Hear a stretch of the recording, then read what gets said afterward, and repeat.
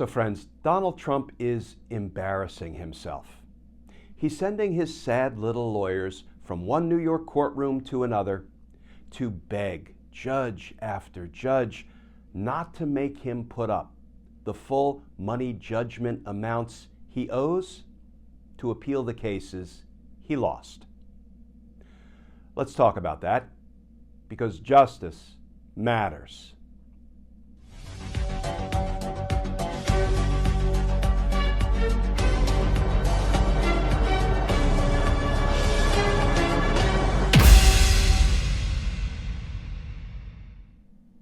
Hey all, Glenn Kirshner here. So friends, for what I believe is the third time now, Donald Trump has asked, begged, a New York judge, please don't make me put up the full money judgment amount so that I can appeal my case. Please don't make me do what any other person, any other litigant who lost the case would have to do in order to appeal that loss. Please don't make me do it.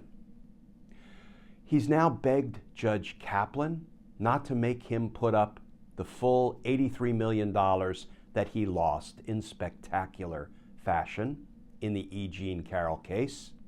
He has also begged Judge Engoron not to make him put up the full amount, which is around $500 million, give or take, that he lost in his New York fraud trial in order to appeal that case.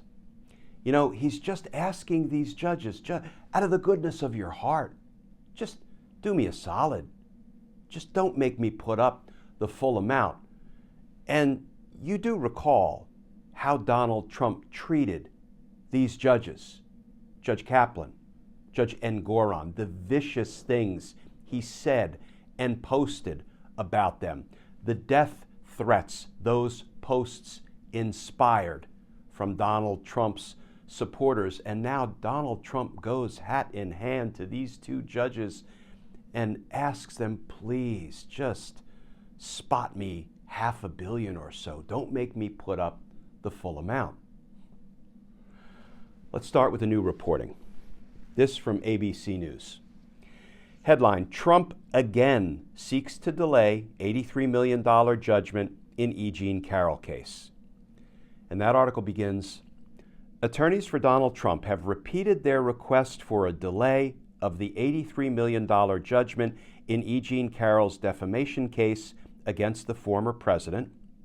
Defense lawyers Elena Haba, along with John Sauer, who was recently added to the Carroll case after arguing for presidential immunity in Trump's federal election interference case, renewed Trump's request that Judge Lewis Kaplan delay the judgment for 30 days after Kaplan resolves the post-trial motions, or that he permits Trump to post a reduced bond of $24.475 million. Last month, Kaplan declined Trump's initial request for a reduced bond or a delay, but asked for a reply from Carroll's lawyers. In a filing last week, her attorneys argued that the reasoning in Trump's request relief, quote, boils down to nothing more than trust me. While Trump also owes $454 million in his civil fraud case, his defense lawyers argue that judgment is unlikely to be upheld on appeal, and that the former president has many illiquid assets that could secure that judgment. So friends, let's talk about what's really going on here. Donald Trump is sending his lawyers, from New York courtroom to New York courtroom, bouncing back and forth from judge to judge, asking the judges to, just do him a solid. Don't make him put up the full amount. And they're asking these judges to do Donald Trump a solid for no reason whatsoever. Here's why I say that. It wasn't long ago that Donald Trump was boasting that he's worth $14 billion. So putting up $500 million to perfect his right to file an appeal in the New York fraud case and another $83 million to perfect his right to appeal the E. Jean Carroll verdict? That's pocket change when you're worth $14 billion. And his lawyers, who are going in and making fools of themselves, actually said, as we just heard in this article, that Donald Trump has many illiquid assets that could secure that judgment. Can I translate that from, lawyer gobbledygook into English? Here's what his lawyers are telling these judges while they are simultaneously asking the judges to dramatically reduce the amount Donald Trump has to put up.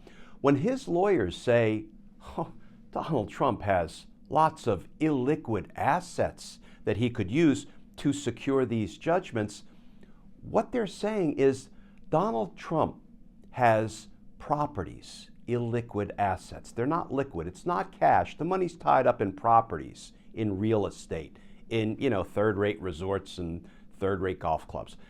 He has plenty of money in illiquid assets that he could use to secure these judgments.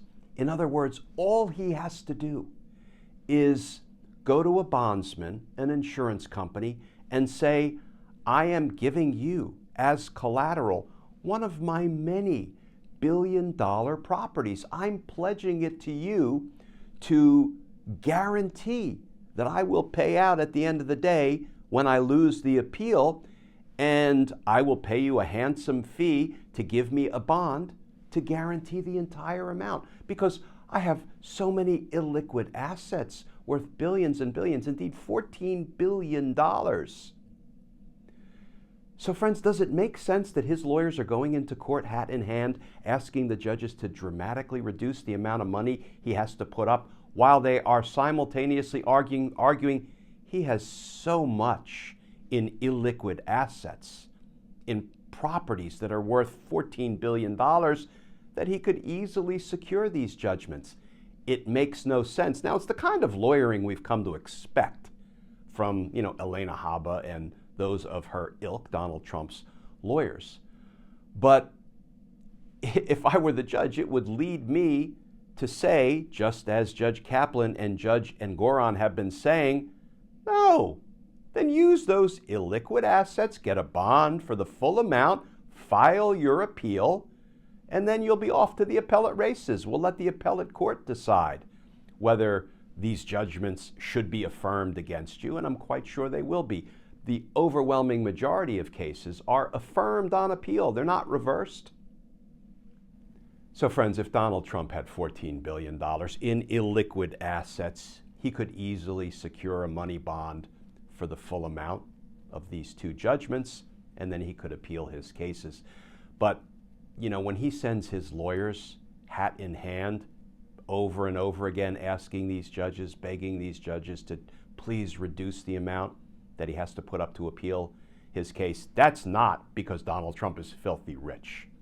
That is very likely born of Donald Trump being dead broke, not having the money to put up, either in cash or to convince anybody to put up a bond for him, and pledging his $14 billion worth of illiquid assets as collateral. No, this is an embarrassment. And I've been saying now for the last several weeks, Donald Trump's empire is circling the drain because financially he cannot meet the requirements to appeal these cases. And if he can't meet the financial requirements to appeal the cases, that means the winning parties, Tish James in the New York fraud trial, E. Jean Carroll in the defamation trials, can begin seizing his stuff, seizing his properties, his assets. And it looks like all of that is about to happen. Unless somebody comes to Donald Trump's financial aid, Saudi Arabia, Russia, North Korea, who knows? Will some money mysteriously appear at the last minute? If so, that will be an interesting development. But No, I think very soon Donald Trump will begin having his property, his assets seized to satisfy these money judgments. Because justice matters. Friends, as always, please stay safe, please stay tuned, and I look forward to talking with you all again tomorrow.